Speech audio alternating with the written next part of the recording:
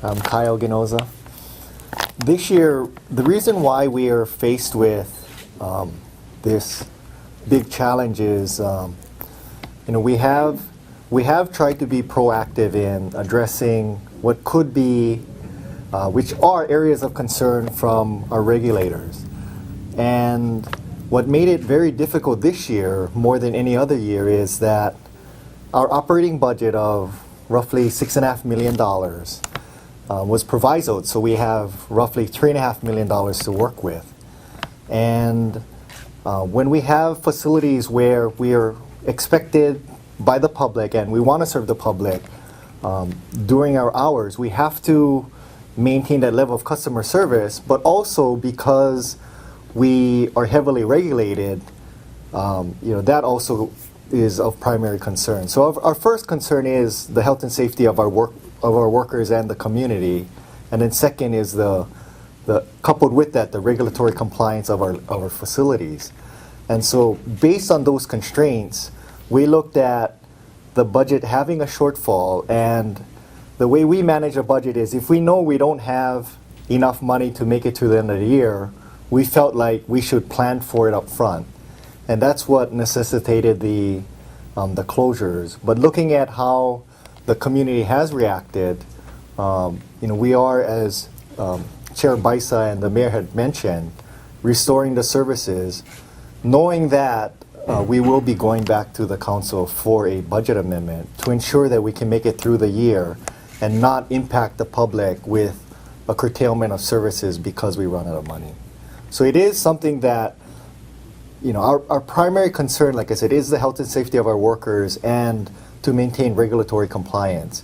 And in order to do that, it requires a level of resources that, we've explained in a 5-year plan to try to be sustainable and resilient to the challenges that we have. So it's to be sustainable and to make sure that our community is served well and the environment is served well as well.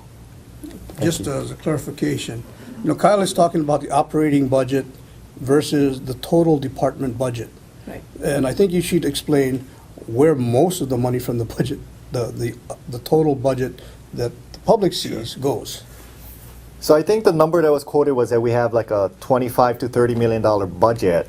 That's the entire solid waste division budget, which includes capital improvement programs, equipment purchases, payments to the retirement system, post-employment benefits. So it seems like a large number, but when you whittle it down to what actually goes to operations, what it goes to running the landfill and refuse collection, it whittles down to about $6.7 million.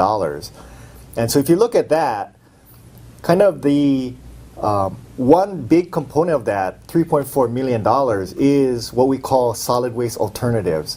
So that's the recycling programs, the diversion programs that we have, such as the Dropbox program for community recyclable materials, eco-compost, composting program. So there's various diversion programs that in other years we're able to borrow some funding from a program budget perspective to make up shortfalls in landfill and refuse collection operations. But since we don't have that flexibility anymore, we really got just over $3 million to work with. And because we're talking about an operation that remains open from 6 to 2 or 3 in the afternoon, and we pick up rubbish Monday, Thursday, and Tuesday, Friday for the automated pickups, there is this level of labor and fuel and operational expenses that make up the bulk of the $3 million that we need to operate.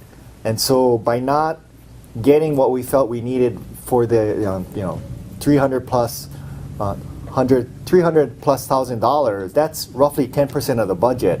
And so when you look at, you have to operate these certain hours and you have to cut 10%, it's either you're going to cut hours or cut staffing or something to make up the shortfall.